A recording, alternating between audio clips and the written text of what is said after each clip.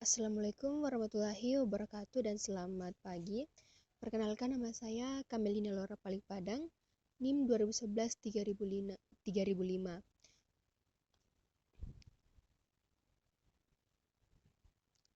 Di sini saya akan mempresentasikan kertas kerja pemeriksaan. Ada beberapa poin yang akan saya bahas, yaitu langsung saja poin yang pertama, yaitu pengertian kertas kerja pemeriksaan, yaitu semua berkas-berkas yang dikumpulkan oleh auditor dalam menjalankan pemeriksaan yang berasal dari tiga, yaitu yang pertama dari pihak klien, yang kedua dari analisis yang dibuat oleh auditor, dan yang ketiga dari pihak ketiga, di mana berkas yang berasal dari klien itu misalnya neraca saldo, rekonsiliasi bank, analisis umur piutang, rincian persediaan, rincian liabilitas, rincian beban umum dan administrasi, rincian beban penjualan, dan surat pernyataan langganan.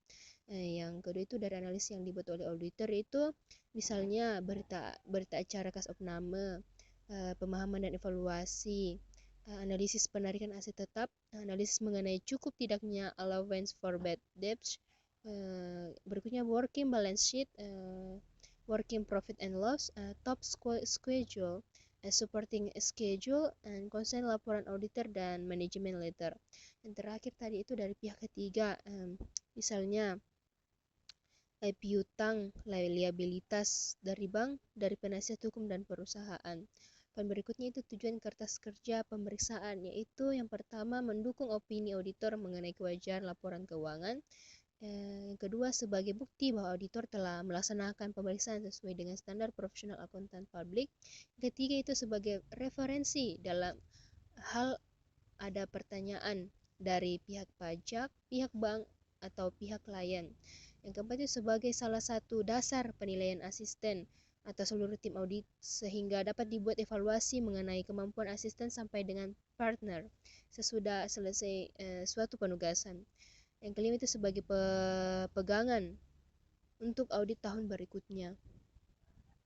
Poin berikutnya itu current file and permanent file, di mana current file itu bersih kertas kerja yang mempunyai kegunaan untuk tahun berjalan, misalnya neraca saldo, berita acara kas opname, rekonsiliasi bank, rincian piutang, rincian persediaan, rincian liabilitas, rincian biaya, dan lain-lain.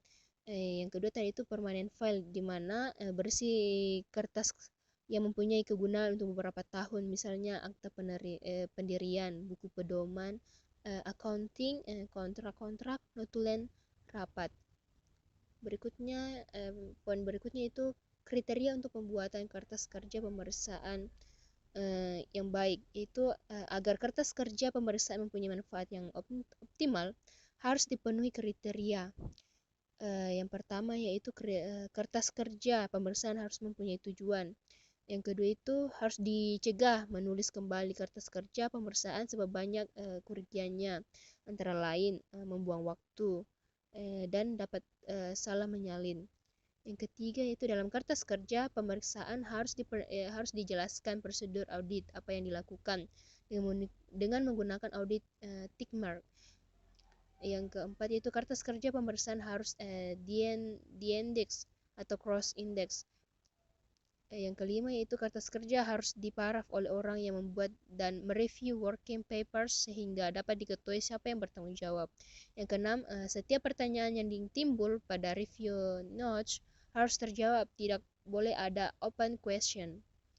Ketujuh yaitu pada kertas kerja pemeriksaan harus dicantumkan sifat dari perkiraan yang diperiksa, prosedur pemeriksaan yang dilakukan, dan kesimpulan mengenai kewajaran perkiraan yang diperiksa. Yang kedelapan itu hal-hal tambahan seperti kertas kerja pemeriksaan harus rapi dan bersih. Yang kedua, kertas kerja pemeriksaan harus mudah dibaca. Bahasa yang digunakan harus baik. Jangan hanya memfotokopi data dari klien tanpa diberi suatu penjelasan.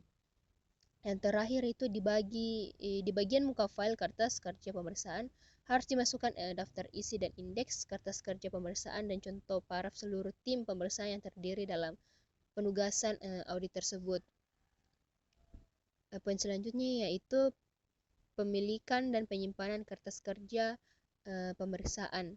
Yang pertama yaitu kertas kerja pemeriksaan adalah milik akuntan publik, di mana hak auditor sebagai pemilik kertas kerja pemeriksaan terikat pada batas-batasan moral yang dibuat untuk mencegah kebocoran-kebocoran yang tidak semestinya mengenai kerahasiaan data klien.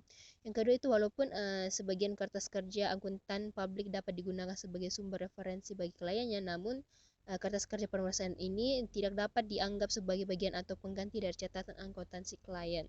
Yang ketiga itu bila ada pihak lain yang ingin meminjam atau mereview kertas kerja pemeriksaan, baru bisa diberikan atas persetujuan tertulis dari klien yang bersangkutan. Sebaiknya hanya bagian yang diperlukan saja yang dipinjam atau diperlihatkan. Yang keempat yaitu akuntan publik harus mengambil langkah-langkah yang tepat untuk keamanan kertas kerja pemeriksaannya dan menyimpan kertas kerja tersebut sesuai dengan peraturan pemerintah yang berlaku. Poin berikutnya yaitu working balance sheet and working profit and loss, di mana working balance sheet ini atau WBS dan working profit and loss ini atau WPL ini berisi angka-angka per book audit adjustment, saldo per audit yang nantinya akan merupakan angka-angka yang dilaporkan ke dalam neraca dan laba rugi yang sudah diaudit, serta saldo tahun lalu.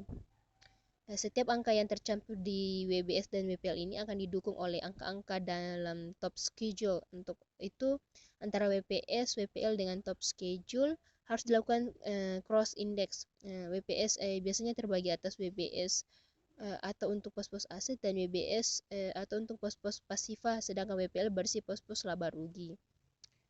Oke, poin yang terakhir yaitu top schedule and supporting schedule. Angka dalam top schedule ini akan didukung oleh angka dalam supporting schedule. Untuk itu antara top schedule dan supporting schedule ini harus dilakukan secara cross index. Top schedule akan memperlihatkan saldo per bank atau per book atau bersumber dari trial balance client, auditor adjustment, saldo per audit, serta saldo tahun lalu atau bersumber dari kertas kerja pemeriksaan tahun lalu. Dalam schedule biasanya dicantumkan kesimpulan atas pos yang bersangkutan, sifat perkiraan prosedur audit yang dilakukan beserta tick mark.